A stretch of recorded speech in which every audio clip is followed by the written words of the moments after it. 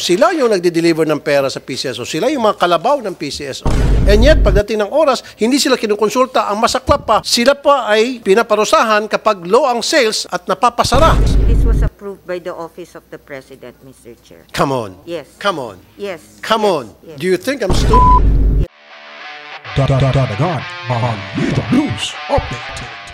Pinalakay sa pagdinig kamakailan sa Committee on Games and Amusement ni Senator Raffy Tulfo ang mga sumbong ng ilang mga lotto operators upang mabigyang linaw ang mga akusasyon laban sa mga tauhan ng PCSO. Isa sa mga tinalakay ay ang road access sa kanilang computer system, kung ano ang mga posibleng mangyari kung dalawang tao ang may hawak nito. Maaari umano itong mamanipula. Pinakinggan din ni Senator Tulfo ang reklamo ng ilang mga lotto operator kung ano ang malalim na kadahilanan kung bakit sila apektado at pagtanggal sa 2,000 operators nito. Sa naturang pagdinig, humantong sa pangangaral at sermon ng senador sa mga tauhan ng PCSO at pagpapabalik sa tinanggal na 2,000 operators para makapagsimula muli sa kanilang negosyo. Nais ng senador na ibigay kay Chairperson Junie Coa ang road access at hindi na kung kani-kanino pa, at malaman din ito kung ano ang mga pagbabagong polisiya na hulmahin ng kanyang nasasakupan. Harap-harapang pinagsabihan ni Senator Tulfo si Atty. Pagano at mga kasamahan nito na magkaroon ng paggalang sa kanilang operators na konsultahin ang mga ito kung may mga gagawing experimental na polisiya. Come and go lang daw ang mga ito at darating na magsigasigaan sa kanilang tanggapan. Sa huli, walang nagawa ang PCSO kundi sundin ang lahat ng utos ng senador at dapat mangyari ang napagkasunduan sa pagdinig. I talked to the BIR and the PCSO na yung BIR will submit to us yung taxes paid records ng mga taxes that were paid by the lotto winners. Samples from September, October, November. Ang mangyari po, pagbabanggain natin, ilang games ang tinamaan, for example, sa buwan ng September, at ilang taong tumama at magkanong binayad na tax o taxes. At ibabangga po natin yan sa record ng PCSO. Of course. Okay, so BIR next week, pwede na? Meron na tayo yan? Sir, pwede rin kami makingi ng ano nila. Actually, we sent a okay, sige. Request Bibigyan namin kayo ng kopya, yung yes bigay po, ng BIR. Tapos, pwede po kaming gumawa ng report kung tama po yung information. Exactly. Thank you. Sige po. Now we're talking. Sige, titingnan nyo kung tama ba o tumutugma ba. Pag hindi tumutugma, agad-agad sabihin nyo sa akin. Okay? Thank you very much. Sa hindi pa nakakaalam, ang root access, ito po ay isang privilege control over the entire system.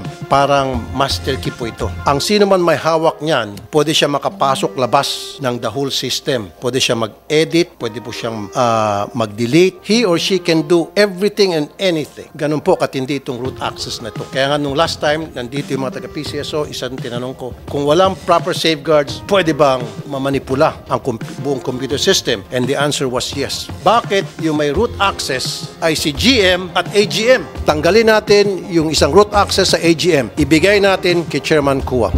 Kasi GM, AGM, magkapareho lang yan. Isang tao lang yan, isang ilong, isang kamatis, sabi pa nga nila. So from now on, Attorney Pagano, gusto ko si Chairman Junie Kua bilang chairman, dapat siyang isa sa mga root access. Nakaka-insulto naman, chairman siya, hindi siya binigyan ng root access. Ang binigyan yung Alipores.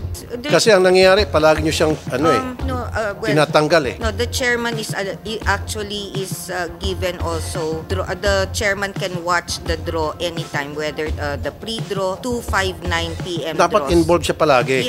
Yes. Kaya nga siya chairman Yes, there's no such Hindi, kasi nakakataas ng kilay, Attorney Pagano, Yes, sir. yung AGM na assistant Alipores lamang ni GM, nabibigyan ng napakaraming opportunities, napakaraming pribileyo, whereas yung si chairman, isa sa pinakamataas dyan sa PCSO, palagi siyang itinatabi. From now on, Yes. in the name of transparency, sa lahat ng mga decision making ninyo, sa lahat ng mga policy making ninyo, kailangan involved si chairman. Is that okay with you, chairman? Yung Hindi ko sinasabi makialam po kay chairman. Ang sinasabi ko, dapat you are informed. Yes, Alam niyo yes. po yung mga nangyayari within the organization. Yes. Kumbaga, they should have the courtesy to let you know. Tama po. Ito po yung ginagawa ng PCSO. Ito po yung operations natin. Ito na po yung direksyon natin. As chairman, you should be informed. Yes. Ito, very important to me as well.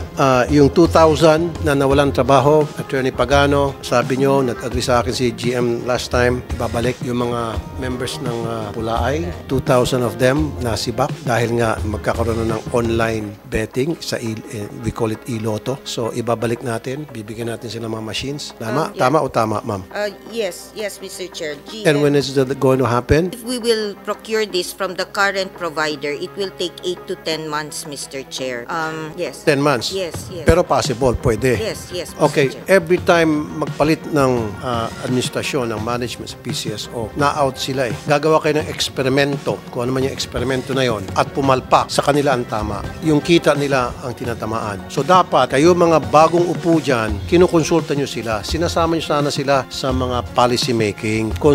Dapat they're being consulted as well. Hindi eh. In a lot of cases, hindi kayo kinukonsulta, di ba? In short, tama nga naman, naintindihan ko sinasabi nila. Kayo dyan sa PCSO, come and go kayo eh. Di ba? Sila nandyan na eh. For so many years, dekada na, yun ang hanap buhay nila eh. Kayo, darating kayo dyan, masisiga-sigaan, gagawa ng experimental na mga polisiya, tinatamaan sila dahil at hindi sila kinukonsulta. Dapat magkaroon lang kayo pag-gaala na konsultahin sila dahil sila nga ang nagpapayaman sa PCSO. Sila yung nagde-deliver ng pera sa PCSO. Sila yung mga kalabaw ng PCSO. And yet, pagdating ng oras, hindi sila kinukonsulta. Ang masaklap pa, sila pa ay pinaparusahan kapag low ang sales at napapasara. God damn. Kagagawa nyo yun kung ba't bumabang sales nila. Dahil naglagay kayong panibagong sugal. Pag may panibagong sugal, panibagong kita. Hindi lang sa PCSO. God knows kung sino pang mga kumikso. At kaya Pagano, bakit pinayagan na mapunta sa STL yung 3-digit game na dapat hindi? Ito pala ang isa pang kumakain sa kinikita ng mga lotto agents. This was approved by the Office of the President, Mr. Chair.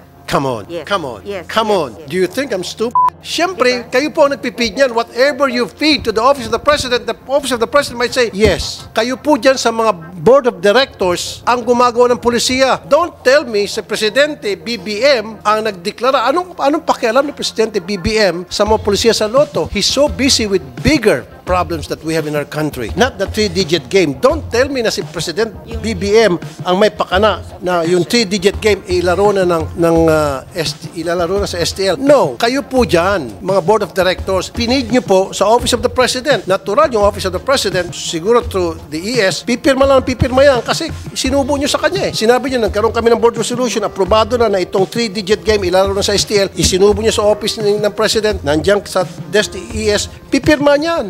Galing sa inyo, manggagaling sa inyo. Don't tell me na manggagaling kay Presidente mismo yung idea. Kaya nga sabi ko, I'm not anyway, ang sa akin po, nakita ko aping-api talaga to mga lotto outlets natin. Gusto ko po, yung napag-usapan, maibalik yung 2,000 na mga lotto operators. And then, yung iba pang mga pulisya na gagawin nyo po ngayon, they have to be consulted. Siguro, I would like Chairman Junico to be involved. So, pwede ba ulit mag-issue ang OGCC? Hindi na pwede, too late na.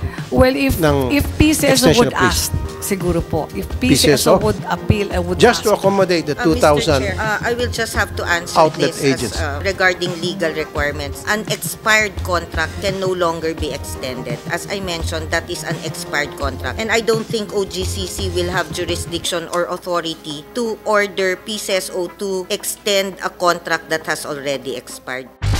Para mapakinggan at mapanood ang mga mainit pang mga balita, huwag kalimutan i-follow ang page na ito para libre lang sa mga apat sa ating lipunan. Tatatataran.